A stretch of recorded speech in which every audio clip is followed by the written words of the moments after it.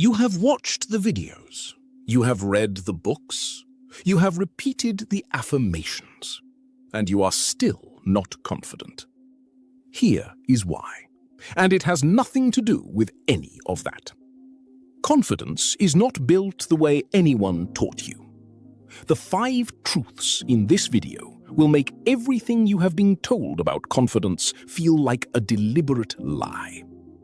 Watch every second, or keep doing the thing that is not working. Truth 1. Confidence is not a feeling, it is a decision. The lie you were told. Wait until you feel confident before you act. Do the inner work first. Get comfortable before you step forward. The brutal truth. Confidence is not a feeling that precedes action. It is a feeling that follows it. The brain generates confidence as a result of evidence, and evidence only exists after you have acted, not before.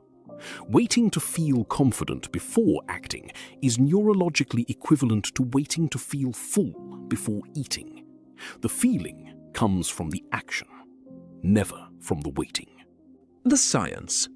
Research by behavioral psychologist Amy Cuddy and subsequent neuroscience on embodied cognition shows that the body's physiological state changes based on behavior, not based on prior emotional state.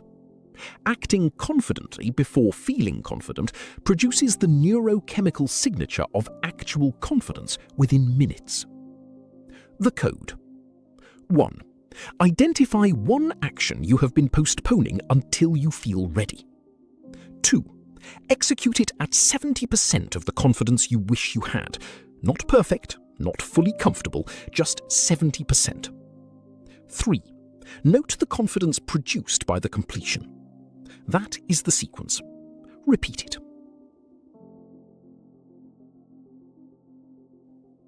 Truth 2. Your self-image is running on outdated data. The lie you were told. You lack confidence because of deep psychological wounds that require years of therapy and inner work to resolve before you can function effectively in the world. The brutal truth.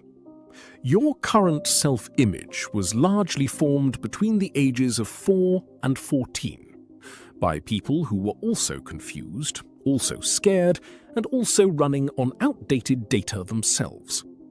The version of you that feels inadequate was built by children and overwhelmed adults. It is not a truth.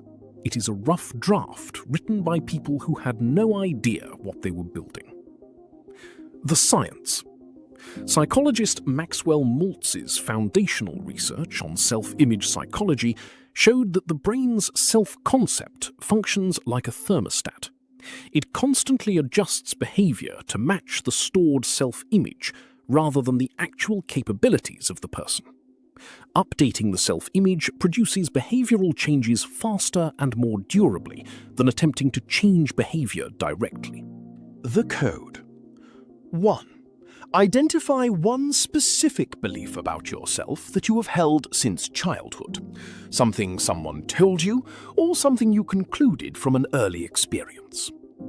2. Ask with genuine inquiry. Is this still true?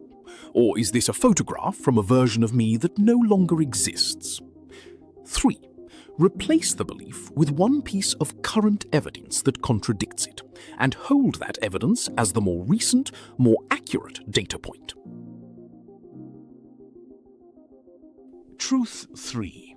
Comparison is confidence's only real enemy. The lie you were told. Confident people do not compare themselves to others. Just stop comparing. The brutal truth. The instruction to stop comparing is useless without understanding why the brain compares in the first place. Social comparison is a neurological function. The brain uses it to calibrate status and identify threats. You cannot turn it off, but you can change the direction it runs.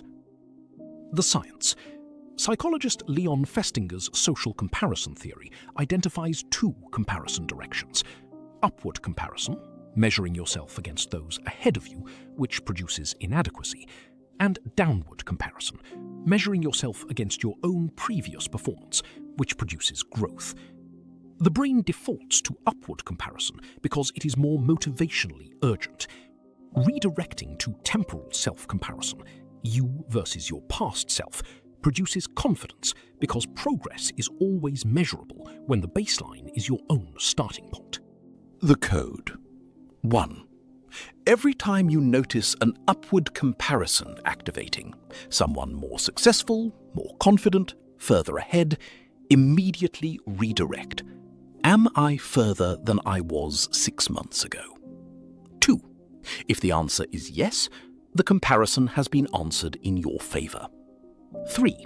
If the answer is no, you now have your actual problem. Not that others are ahead, but that you have stopped moving. Truth 4. Confidence without competence is performance. Confidence without confidence is waste. The lie you were told. Fake it until you make it. Confidence is all in your head. Just believe in yourself. The brutal truth. Sustainable confidence is built on genuine competence, the evidence that you can do the thing. Performance confidence, confidence without underlying skill, collapses under real pressure, because the brain knows the difference between what it has actually done and what it has merely pretended to be capable of. The combination that works is deliberate skill building followed by the confidence that genuine competence naturally generates. The science. Research on expert performance by Anders Ericsson shows that genuine confidence in high-stakes domains is a direct function of deliberate practice hours, not positive thinking, not affirmation, not mindset work. The brain generates durable confidence from the memory of having succeeded at difficult things. Those memories must be real, not imagined. The code. 1. Identify the specific domain where your confidence is lowest. 2.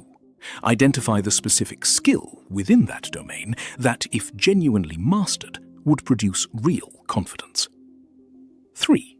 Invest 30 focused minutes per day in building that skill for 30 consecutive days and track the confidence produced. Truth 5. The room you are in is setting your confidence ceiling. The lie you were told. Confidence comes from within. It is entirely internal. It has nothing to do with your environment. The brutal truth. Confidence is neurologically contagious and environmentally calibrated.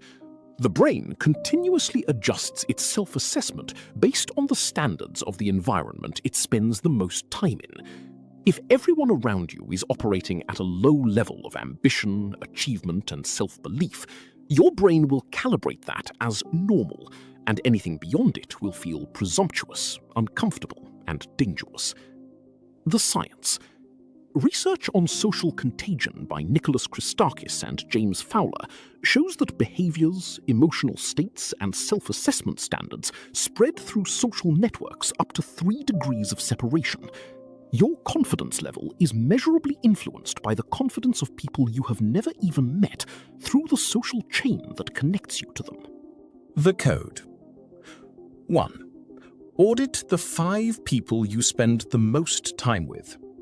What is their average level of ambition, self-belief, and achievement? 2. If the average is below where you want to be, you have identified your confidence ceiling. 3. Add 1 relationship this month, online, professional, or social, with someone operating at the level you want to reach. Let that standard begin recalibrating your baseline.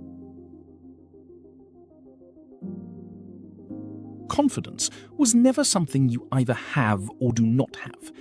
It is something you build, deliberately, repeatedly, from evidence.